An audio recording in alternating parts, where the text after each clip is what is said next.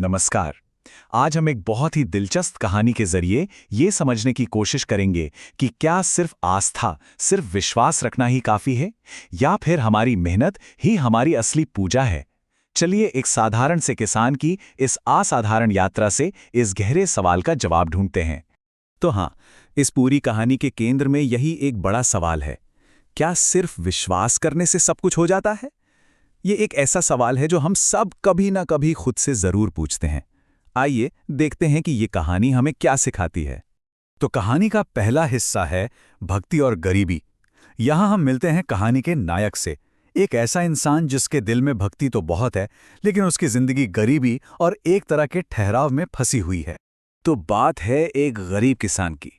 उसकी जिंदगी बहुत ही साधारण थी और उसके पास ज्यादा कुछ था भी नहीं, लेकिन उसके पास जो सबसे कीमती चीज थी वो थी उसकी अटूट आस्था। उसका एक नियम था, हर सुबह बिना एक भी दिन भूले वो उठता और सूर्यदेव को जल अर्पित करता था। ये सिर्फ एक आदत नहीं थी, ये उसकी पूरी जिंदगी का आधार था, उसकी सच्ची भक्ति का सबसे बड़ा सबूत। पर असली मुश्किल यहीं से शुरू होती है। इतनी गहरी भक्ति के बावजूद उसकी असल जिंदगी में कुछ भी नहीं बदल रहा था। गरीबी वैसी की वैसी थी, हालात वैसे ही रुके हुए थे, और अब ये बात उसे अंदर ही अंदर परेशान करने लगी थी। अब कहानी आती है दूसरे पड़ाव पर, एक भक्त का सवाल।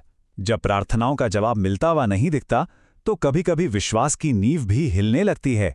अब हम कहानी के उस मोड़ पर हैं जहां अटूट विश्वास पर शक का साया पड़ने लगता है।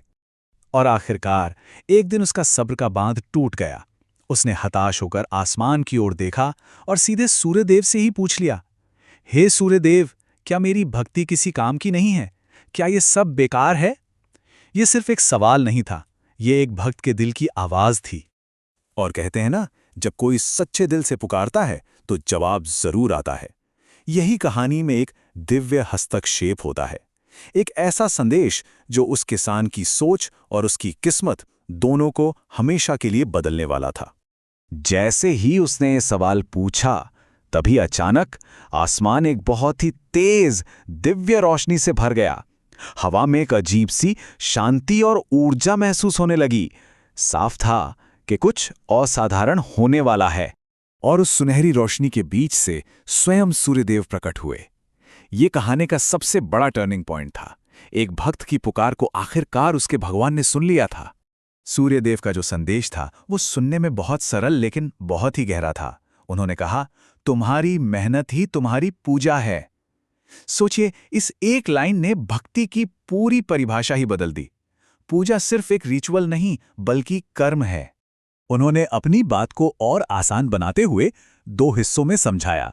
पहला, मैं तुम्हें हर रोज काम करने की शक्ति देता हूं, और दूसरा, तुम बस उस शक्ति पर विश्वास रखना मत छोड़ो। देखिए कितनी खूबसूरती से यहां कर्म और विश्वास दोनों को एक दूसरे से जोड़ दिया गया है। तो अब कहानी उस पड़ाव पर आती है जहां सलाह को अमल में लाया जाता है। अब हम देखेंगे कि जब आस्था और मेहनत एक साथ मिलते हैं तो नतीजा क्या होता है। सूर्यदेव के शब्द सुनते ही किसान के अंदर जैसे एक नई जान आ गई। अगले ही दिन से उसने 2 गुनी मेहनत से काम करना शुरू कर दिया। अब उसकी प्रार्थना उसके हाथों में थी और उसकी आस्था उसके कर्म में उतर चुकी थी।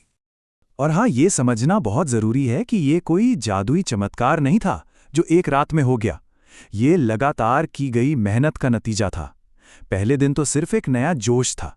कुछ महीनों के बाद छोटे छोटे परिणाम दिखने लगे, और जब साल भर की कड़ी मेहनत पूरी हुई तो उसके खेत सचमुच सोने की तरह लहलहा रहे थे। और अब आते हैं इस कहानी के सबसे जरूरी हिस्से पर, इसके निचोड़ पर। आखिर इस कहानी के हिसाब से असली विजेता कौन है? उसकी जीत का राज क्या है?